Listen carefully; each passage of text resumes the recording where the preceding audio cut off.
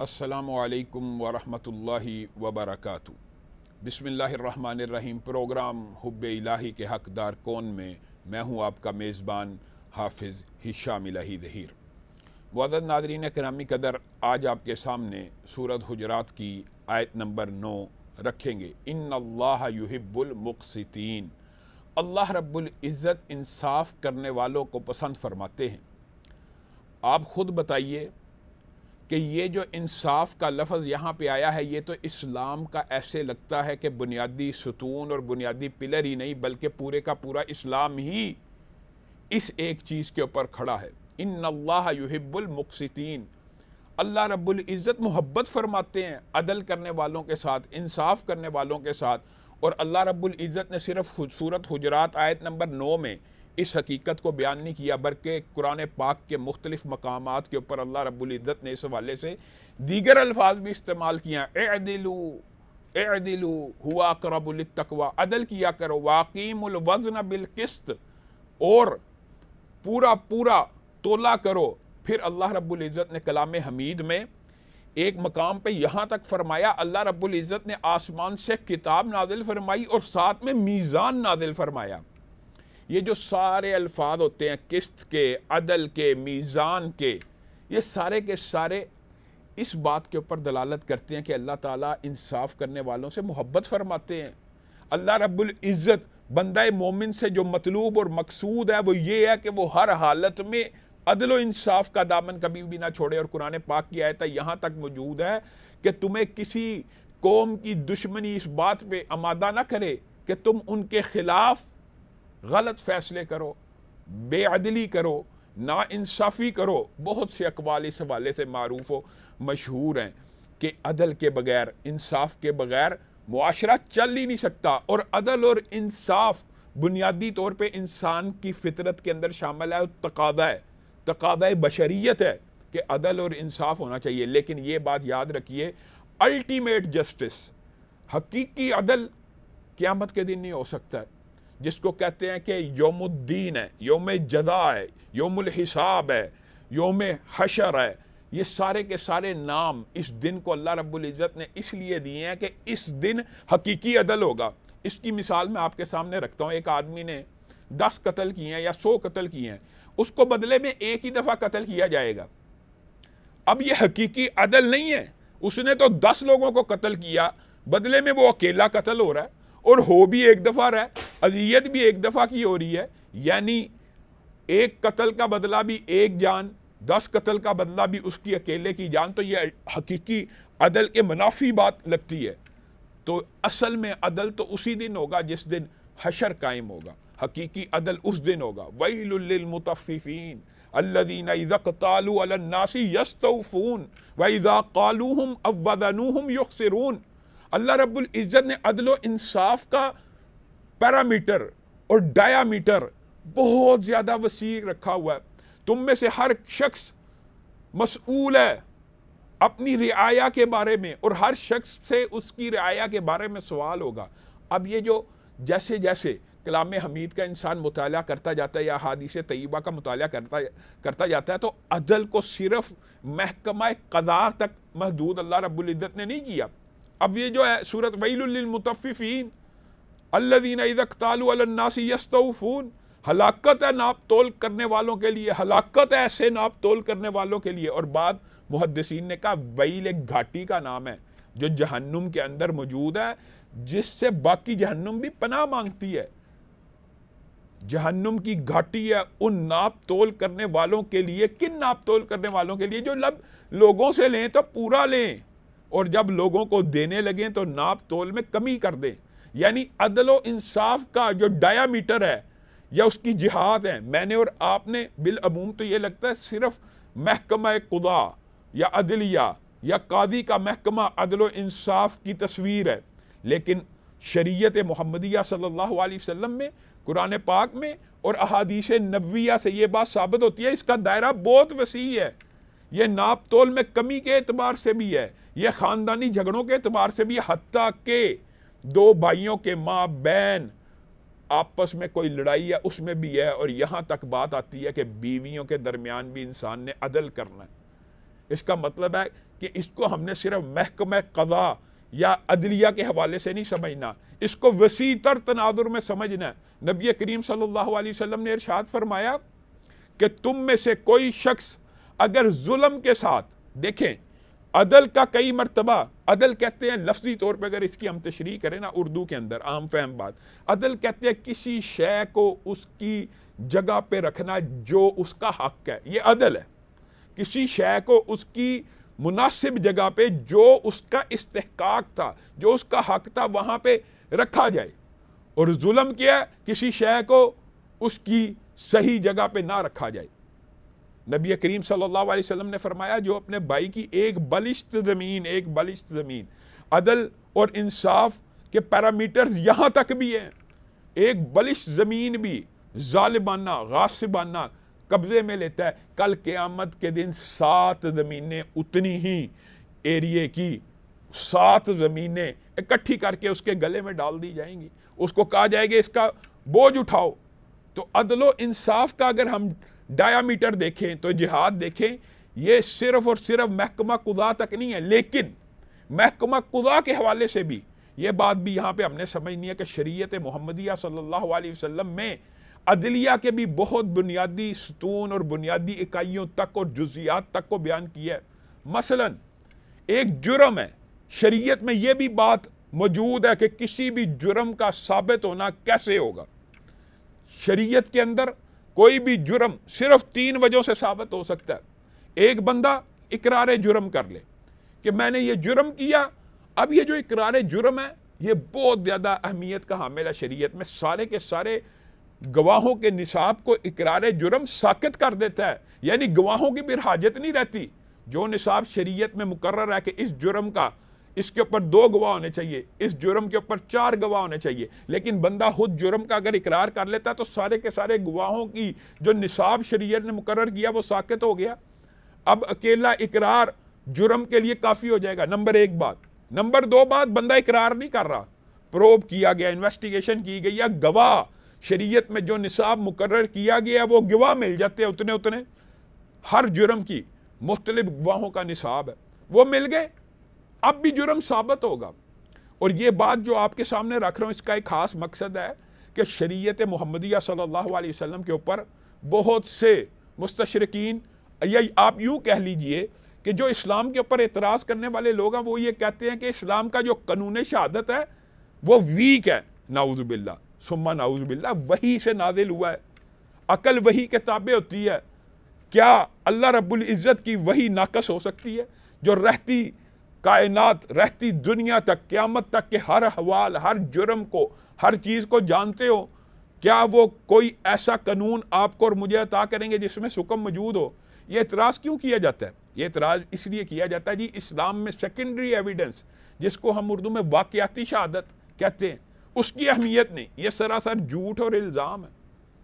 वाक़याती शहादत तफ्तीश का महकमा हज़रत उमर के दौर में, हज़रत उमर ने बाकायदा क़ुज़ा के ऊपर एक किताब लिखी और तफ्तीश के एतबार से हज़रत उमर के अपने बेटे का वाक़या आपको वाक़याती शहादत के ऊपर दलील है बहुत बड़ी। जो लोग समझते हैं कि इस्लाम में तफ्तीश नहीं, या गवाह हैं, कसम है, या सिर्फ इकरार जुर्म है, तो मैं आपके सामने हज़रत अब्दुल्ला इब्ने उमर का वाक़या रखता हूँ। हज़रत अब्दुल्ला इब्ने उमर गए सफ़र में, उनके हाथ पाँव तोड़ दिए गए। हज़रत उमर ने तफ्तीश की और कहा कोई बंदा इस इलाके में ऐसा नहीं है जो हमारे बेटे के हाथ पाँव तोड़ सके सवाए यहूद के, इसको प्रोब किया जाए, इसकी तफ्तीश की जाए। तो हज़रत उमर तो खुद उस वक़्त भी तफ्तीश का कह रहे हैं, और फिर साबित हुआ कि खैबर वाले यहूदियों ने ही आपके बेटे के हाथ और पाँव को तोड़ा था। जब ये बात साबित होगी, हज़रत उमर ने उनको जज़ीरतुल अरब से निकाल दिया। वो एक अलग लंबा चौड़ा बाब है, उन जुराइम की सज़ा दी। तो आपके सामने ये बात रखना मतलूब व मकसूद है कि वाक़याती शहादत, सेकेंडरी एविडेंस इस्लाम में मौजूद है। हम सूरत हुजरात की आयत नंबर 9 आपके सामने रख रहे हैं। इन्नल्लाह युहिब्बुल मुक़सितीन, अल्लाह रब्बुल इज़्ज़त इंसाफ करने वालों से मोहब्बत फरमाते हैं। यानी ये अमल इतना अहम है, अगर कोई इंसाफ और अदल का दामन थाम लेगा अल्लाह उससे मोहब्बत करना शुरू कर देगा। हम आपके सामने ये बात रख रहे थे कि इस्लाम के ऊपर जो बहुत बड़ा इतराज़ अदल इंसाफ के पैमाने पे किया जाता है वो ये कहा जाता है सेकेंडरी एविडेंस या वाक़याती शहादात की इस्लाम में अहमियत नहीं। ऐसी बात हरगिज़ नहीं है। जो लोग ये दावा करते हैं उन्होंने इस्लाम का सही तरीके से मुतालिया ही नहीं किया। इस्लाम में महकमा तफ्तीश का पूरा स्ट्रक्चर और पूरे का पूरा कल्चर इब्तदाई इस्लाम से मौजूद है। मैं आपके सामने हज़रत अली के दौर का सिर्फ एक वाक़या रखूँगा जहाँ से आपको सेकेंडरी एविडेंस और वाक़याती शहादत की अहमियत का इदराक होगा। हज़रत अली के दौर में एक औरत ने एक नौजवान जो साले और मुत्तकी शख्स था उसके ऊपर इल्ज़ाम लगाया कि इसने मेरे साथ बुराई का इर्तिकाब किया। हज़रत उमर ने तफ्तीश के लिए, महकमाना तफ्तीश के लिए, जिसको आज दौर हाज़र में प्रोब करने के लिए, इन्वेस्टिगेशन करने के लिए चंद औरतों को भेजा। उन औरतों ने उस औरत के कपड़े के ऊपर वो असरात पाए जिससे ये साबित होता था कि इस औरत का दावा दुरुस्त है। अब हज़रत उमर ने कहा, अब यहाँ पे एक बात की अंदाज़ा लगाइए कि यहाँ पे इकरार जुर्म मौजूद नहीं था, यहाँ पे 4 गवाहों का शरई निसाब मौजूद नहीं था, औरत की तरफ से इल्ज़ाम था, उसने एक वाक़याती शहादत पेश की, सेकेंडरी एविडेंस दिया। हज़रत उमर ने कहा इसको कोड़े लगाए जाए, इस नौजवान को। हज़रत अली को पता लगा कि वो नौजवान तो बड़ा साले और मुत्तकी है। हज़रत अली ने हज़रत उमर से कहा ज़रा रुक जाइए, मुझे भी इस हवाले से कुछ तफ्तीश करने दीजिए। हज़रत उमर ने कहा बिल्कुल आप भी तफ्तीश कीजिए। हज़रत अली ने इस तफ्तीश को बहुत उम्दगी से ऐसा किया, उबला हुआ पानी मंगवाया, वो जहाँ पे असरात थे उस कपड़े के ऊपर उबला हुआ पानी फेंका तो वो असरात जम गए। तो हज़रत अली ने हज़रत उमर को कहा इस औरत ने अंडे की सफ़ेदी अपने कपड़ों के ऊपर लगा के इस नौजवान के ऊपर झूठा इल्ज़ाम लगाया। तो हज़रत उमर हज़रत अली की इस तफ्तीश से बहुत खुश हुए, बहुत राज़ी हुए। और हज़रत अली के बारे में तो हज़रत उमर बेशुमार मुकामात में ये कहते ही होते थे कि जिस ज़मीन पे अली ना हो उमर उधर ज़िंदा भी नहीं रहना चाहता, और जिस ज़मीन पे अगर अली ना हो तो उमर हलाक हो जाएगा। हलाक से मुराद यहाँ पे नऊज़ बिल्लाह कोई ऐसी हलाकत नहीं है, बल्कि मुराद ये है कि हज़रत अली ऐसे वज़ीर आज़म है, ऐसे उम्दा वज़ीर आज़म है कि उमर से बतकाज़ाए बशरियत अगर कोई गलती होती है तो अली उसकी भी निशानदेही कर देते हैं। और अदल व इंसाफ के हवाले से वो वाक़या जिस वक़्त हज़रत उमर ने ये कौल कहा था वो भी निहायत अहमियत का हामिल है। हुआ ये, एक औरत ने बुराई का इर्तिकाब कर लिया, अब उसने इकरार जुर्म भी कर लिया। यानी शरीयत के निसाब जो आपको मैं बतला रहा हूँ, शरीयत के अंदर किसी भी जुर्म का साबित होना उसके 3 तरीके हैं, इकरार जुर्म, गवाहों का निसाब या सेकेंडरी एविडेंस और वाक़याती शहादत हो, तब भी तादीरन सज़ा दी जाएगी। अब हज़रत अली को पता लगा, हज़रत अली ने कहा हज़रत उमर रुक जाइए, कुछ देर इंतज़ार कर लीजिए। उसकी वजह यह है कि नबी करीम सल्लल्लाहु अलैहि वसल्लम के दौर में भी ये वाक़यात हुआ करते थे, तो नबी करीम सल्लल्लाहु अलैहि वसल्लम उस वाक़यात को मुअख्खर किया करते थे कि कहीं इस बुराई का कोई नतीजा ज़ाहिर तो नहीं हुआ, और अगर बुराई का नतीजा ज़ाहिर हो जाता था तो नबी करीम सल्लल्लाहु अलैहि वसल्लम बच्चे की पैदाइश तक सज़ा का निफाज रोक लेते थे, क्योंकि उस बच्चे का कोई कसूर नहीं। इस्लाम इस तरह का दीन है, इस्लाम इस तरह का निज़ाम अदल इब्तदाई इस्लाम से फराहम करता है। हज़रत अली ने कहा रुक जाइए, और फिर ऐसा ही हुआ, रुके, बुराई का नतीजा ज़ाहिर हुआ। तो हज़रत उमर ने हज़रत अली को बहुत ज़्यादा दाद दी, और उस वक़्त ये जुमला बोला था, अगर अली ना होता तो उमर तो हलाक हो जाता। अगरचे हज़रत उमर उस औरत को अगर संसार करवा भी देते तो वो उनकी इज्तिहादी ख़ता तो हो सकती थी, लेकिन हज़रत उमर के ये जज्बात सिर्फ हज़रत अली की फ़हम फ़रासत के ऊपर थे कि अली तेरा शुक्रिया है। और सहाबा के अंदर ये बात नहीं थी, जब कोई बात रसूलुल्लाह सल्लल्लाहु अलैहि वसल्लम से अदल व इंसाफ की साबित हो जाती रुजू कर लिया करते थे। अब हज़रत उमर खलीफातुल मुस्लिमीन है, लेकिन हज़रत अली की बात को मानते हुए रुजू कर रहे हैं और हुश हो रहे हैं और उनको दाद दे रहे हैं और ऐसा उम्दा कौल कह रहे हैं। किस वजह से? कि ये बच्चा बेगुनाह ज़ाया हो जाना था, ये बच्चा बेगुनाह, वो औरत को संसार किया जाता, इसने भी मर जाना था, और उमर के ऊपर एक बेगुनाह के जान लेने का इल्ज़ाम था, क़यामत रह जाना था। इसी तरह हज़रत अली ही की सीरत के अंदर और हज़रत उमर की सीरत के अंदर एक वाक़या ये भी मिलता है अदल व इंसाफ के हवाले से कि सहाबा अदल व इंसाफ में भी कुरान और सुन्नत की तरफ रुजू किया करते थे। और इस्लाम का बुनियादी तकादा भी ये है कि अदल व इंसाफ के जितने भी मामलात हों, हमें फिल फौर कुरान और सुन्नत की तरफ फिल फोर रुजू कर लेना चाहिए। हज़रत उमर के दौर में एक मरतबा फिर ऐसा वाक़या हुआ, एक औरत ने बुराई का इर्तिकाब किया, यहाँ पे भी शरी निसाब पूरा, हज़रत उमर ने उसके भी संसार करने का हुक्म दे दिया। हज़रत अली को पता चला, हज़रत अली आए, उसने हज़रत अली ने प्रोब किया, तफ्तीश की, पता चला औरत मजनून है, औरत के अंदर अकल नहीं है, औरत के ऊपर दौरे पड़ते हैं बेहोशी के, और औरत के ऊपर जुनून का दौरा आता है। हज़रत अली हज़रत उमर के पास गए और कहा, आपने नबी करीम सल्लल्लाहु अलैहि वसल्लम की वो हदीस नहीं सुनी, रूफी अल कलम अनिस सलासा, 3 बंदों के ऊपर से कलम उठा लिया जाता है, अनन नाइम हत्ता यस्तयक़िज़, सोया हुआ बंदा यहाँ तक के उठ जाए, अनिस सभी हत्ता यहतलिम, कोई भी नाबालिग हो जब तक बालिग हो जाए, और अनिल मजनून हत्ता याकिल, और उस पागल के ऊपर से भी कलम को उठा लिया जाता है जब तक वो होश में ना आ जाए, जब तक वो तंदुरुस्त ना हो जाए। तो इस औरत को मैंने मुशाहिदा किया, ये तो पागल और मजनून लगती है, इसके ऊपर शरई हद नहीं लग सकती। क्या हज़रत उमर जिद में आ गए? हज़रत उमर अकड़ गए कि नहीं, मैं अमीरुल मोमिनीन हूँ, मैंने सज़ा जारी कर दी है, अब मैं फैसला वापस नहीं ले सकता, बल्कि हज़रत अली का शुक्रिया अदा किया।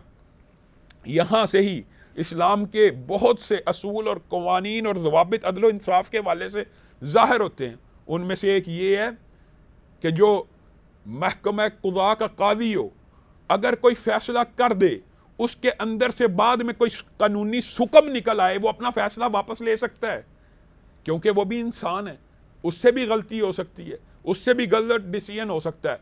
तो फैसलों का वापस लेना ये भी इसी बात के ऊपर दलालत करता है कि अदल व इंसाफ का तकादा हकीकत में यही होता है कि फैसला जो भी किया जाए वो हर किस्म के कानूनी हुक्म से पाक हो। और एक बात निहायत अहम है जो आपके सामने रखना चाहता हूँ, जिसकी वजह से हमारा पाकिस्तानी मुआशरा बहुत ज़्यादा अफरात व तफरीत, और आप ये समझ लें हमारी अदलिया के अंदर, हमारे महकमा क़ुज़ा के अंदर, हमारी जुडिशल सिस्टम के अंदर सबसे बड़ा जो नुक्स और हामी है, और कानून के एक तालिब इल्म होने के नाते से भी मैं जानता हूँ और आपके सामने रखना चाहता हूँ, वो पता क्या है? माली मुकदमात को सिविल मैटर कह के उसके जो नताइज हैं या उसके जो मुआशरे के ऊपर असरात हैं उनको कम किया जाता है। मुअज़्ज़ज़ नाज़रीन गिरामी कदर, आप सीरत मोहम्मद सल्लल्लाहु अलैहि वसल्लम, सीरत खुलाफाए राशिदीन का अगर जायज़ा लेंगे ना, आपको नजर आएगा हजरत अबू बकर, हजरत उमर, हजरत उस्मान, हजरत अली और नबी करीम सल्लल्लाहु अलैहि वसल्लम माली मुकदमात के फैसले फरमा रहे हैं, और जो क्रिमिनल नौइयत के मामलात हैं उनके फैसले काजी आम जो मुतय्यन है वो कर रहे हैं। हमारे पाकिस्तान में, हमारे जुडिशल सिस्टम में उल्टा मामला है। यहाँ पे क्रिमिनल लॉ की ज्यादा अहमियत है और क्रिमिनल लॉ को फिल फोर डील किया जाता है और उसको आला अदलिया तक लेके जाया जाता है, और जबकि जो माली नौइयत के मुकदमात होते हैं वो सिविल जज और निचले दर्जे की जो अदलिया मातहत अदलिया उसके सुपुर्द किए जाते हैं। हकीकत में क्या होना चाहिए कि माली मुकदमात असल में किसी भी मुआशरे के अंदर जुराइम की जो बुनियाद है वो माली मुकदमात की वजह होती है। आपस में भाइयों में लेन देन का तनाज़ा, बाप बेटे में जायदाद का तनाज़ा, हर तनाज़ा माल की वजह से जन्म लेता है। जब माली मुकदमात अदालतों में 18-18, 20-20 साल चलेंगे तो नताइज क्या होंगे? कोई बंदा उठेगा, इंतकाम लेने के लिए किसी को गोली मार देगा, किसी को कत्ल कर देगा। अब जब ये कत्ल कर देगा ना, तब कानून तेजी से हरकत में आएगा, क्योंकि इसको हम क्रिमिनल लॉ कहते हैं हमारे पाकिस्तान के मौजूदा सिस्टम के अंदर। ये निहायत अफसोस की बात है। अगर हम माली मुकदमात को प्रायोरिटी दें और उसका एक ज़ाब्ता मुकर्रर करें कि इस माली मुकदमे को 3 माह या 6 माह में प्रोब करके इसकी मुकम्मल तफ्तीश करके इसको ख़त्म कर देना और निपटा देना और फैसला कर देना है, यकीन मानिए आधे से ज़्यादा जुराइम मुआशरे में ख़त्म हो जाए। लड़ाई झगड़े के, तनाज़ात के, मारने के, एक दूसरे को कत्ल करने के। और फिर शरीयत मोहम्मद सल्लल्लाहु अलैहि वसल्लम के अंदर एक हदीस है जिससे मौजूदा अदलिया या जुडिशल सिस्टम शायद वाकिफ़ ही नहीं है, जिसकी वजह से मुआशरे में बहुत ज़्यादा कत्ल होते हैं। नबी करीम सल्लल्लाहु अलैहि वसल्लम ने इरशाद फरमाया, जो कातिल है, कातिल वो कभी मकतूल का वारिस नहीं बन सकता। अगर इस हदीस को जुडिशल सिस्टम में अप्लाई कर दिया जाए, यकीन मानिए रिश्तेदारों के जितने कत्ल हैं रुक जाए। बेटा बाप को कत्ल करता है, ये कातिल है, वो मकतूल है। अब शरीयत में तो ये वारिस था, लेकिन नबी करीम सल्लल्लाहु अलैहि वसल्लम ने जब फरमा दिया कातिल मकतूल का वारिस नहीं बन सकता, अब इसको विरासत भी नहीं मिलनी।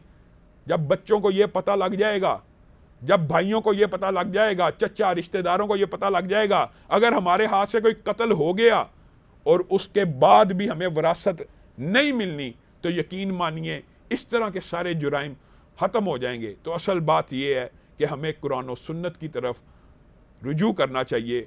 यहाँ पर नाज़रीन हम आपसे लेते हैं इजाज़त। मैं हूँ आपका मेज़बान हाफिज़ हिशाम इलाही ज़हीर। इंशाअल्लाह इसी मौजू को हम कंटिन्यू करेंगे अपने आने वाले प्रोग्राम में भी। वस्सलामु अलैकुम वरहमतुल्लाहि वबरकातुहू।